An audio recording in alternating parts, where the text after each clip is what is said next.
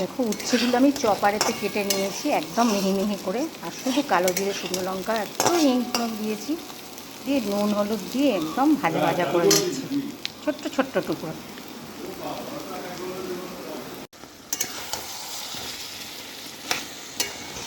ঝিঙে আলু পোস্ত করে নিলাম, আমি পেঁয়াজ দিইনি, এটা পুরোপুরি নিরামিষ।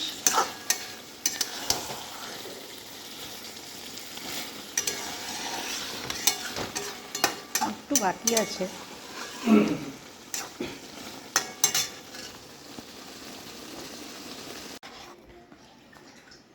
হয়ে গেছে আমার মুসুর ডাল, পেঁয়াজ রসুন ফোড়ন দিয়েছি আর একটু ধনেপাতা দিয়েছি।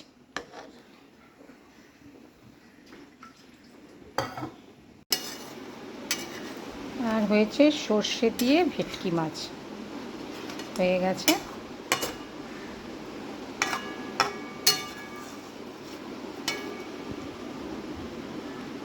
আমার রান্না, আমি ভাত বেড়ে দিলাম, এখানে হচ্ছে উচ্ছে ভাজা, ঝিঙে আলু পোস্ত, ডাল, ডালটা যে একটু বেশি গাঢ় হয়ে গেছে, আর এই ভেটকি মাছ সর্ষে দিয়ে।